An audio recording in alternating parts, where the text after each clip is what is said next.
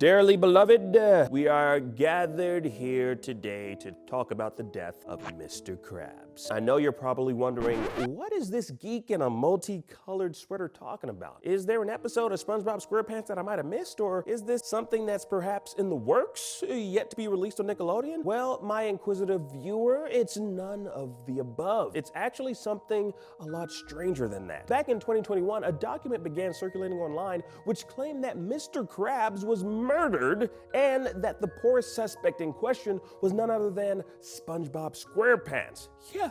Now, the lengthy 11-page document entitled The Trial of SpongeBob SquarePants goes into great detail about the murder of the money-hungry crustacean, citing how the city of Bikini Bottom has been rocked with news of the death of Mr. Krabs, owner of the Krusty Krab restaurant, and how at first the killer was suspected to be none other than Plankton. Yeah, but there was no physical evidence to tie him to the murder. So where did this document detailing the murder of Mr. Krabs and subsequent trial for the accused SpongeBob come from? And more importantly, why does it even exist? And why was SpongeBob chosen to be the subject matter for this? So I currently have absolutely no idea, but by the end of this video, we'll all know the answers and we can put this topic to rest at the Bikini Bottom of the sea.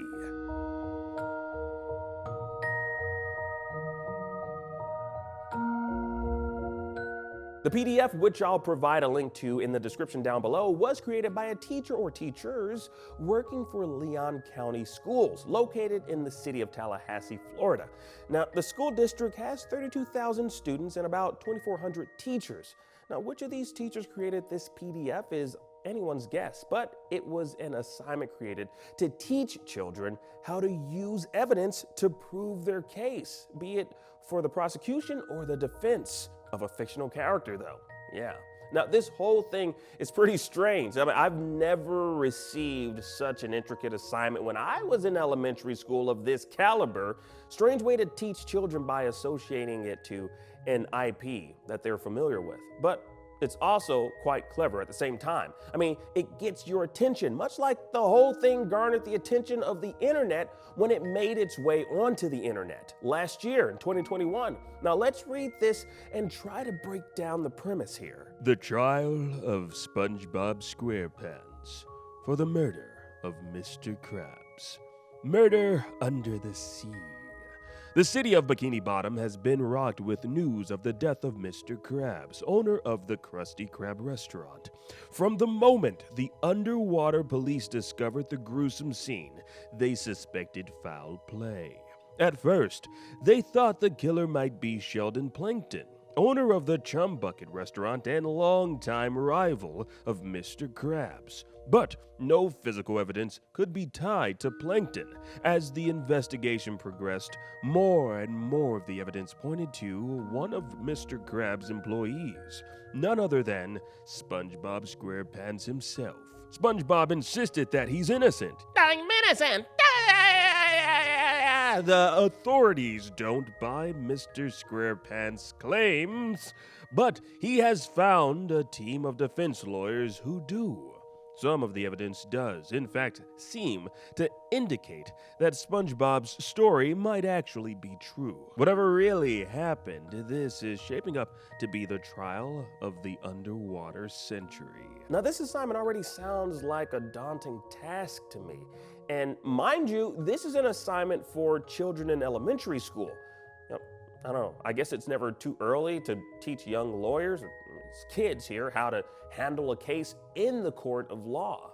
I guess, I don't know. Let's continue. The class will be divided into teams of lawyers, and each team will be assigned as either the prosecution, who want to prove SpongeBob is guilty, or the defense, who want to prove that he might be innocent. Below is a list of evidence tied to the investigation. Some of the evidence helps the prosecution's case against Mr. SquarePants, while other pieces of evidence might help the defense's case. Your assignment is to come up with 3 or 4 evidence-based arguments that will help you prove your case. Then the assignment, The Trial of SpongeBob SquarePants, begins. Now, clearly, a lot of time and effort went into this, and taking a look at the crime scene evidence, I can't say I'm completely convinced it was SpongeBob, but he has been known to, wield a spatula as a weapon in the past and present as well. I mean, the proof is in the Nickelodeon All-Star Brawl video game. He uses that spatula to vanquish his foes almost on a daily basis in that game.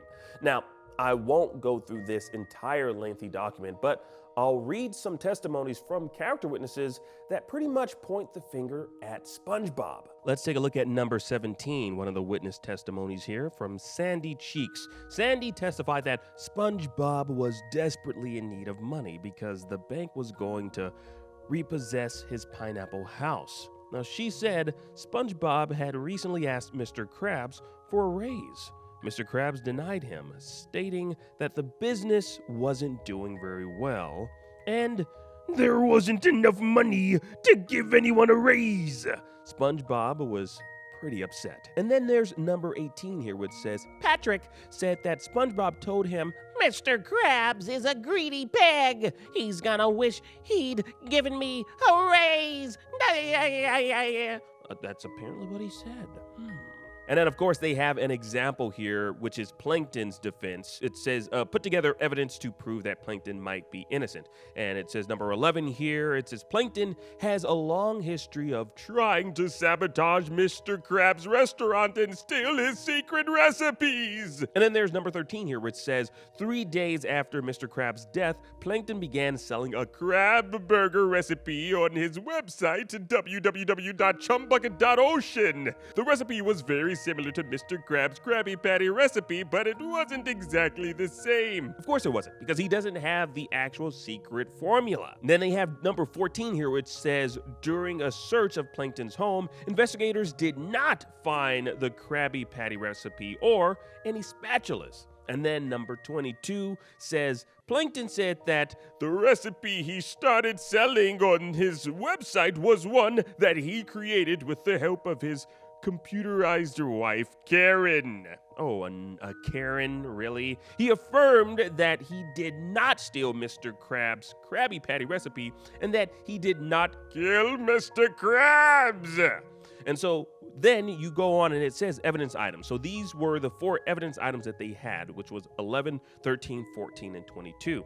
Now, when you put these pieces of evidence together, what do you prove is the question. And what does it prove? Well, it says the recipe that Plankton started selling online was not exactly the same as Mr. Krabs' recipe.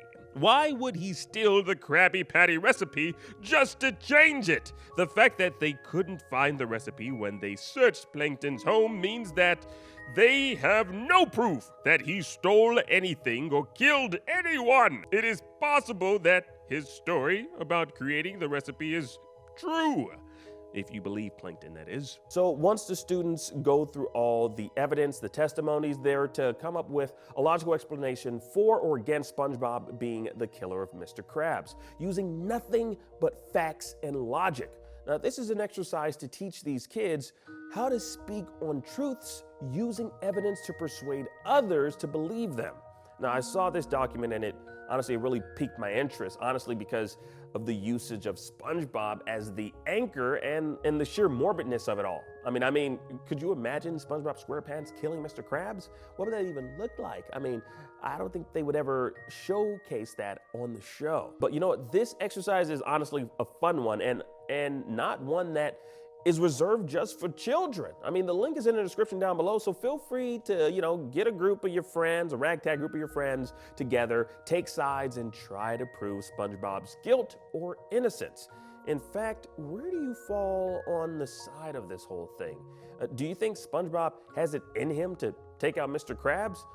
I'm sorry, but personally, if you're asking me, I have a lot of faith in Mr. Krabs being able to take out SpongeBob. He can hold his own going up against that porous thing. Any man that can raise a well is stronger than 1,000 suns eclipsing the moon.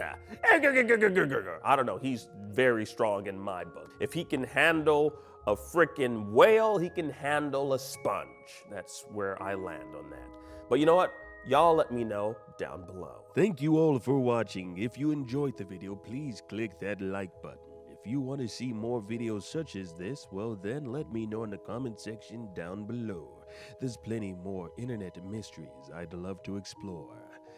Join me, will you? Yeah.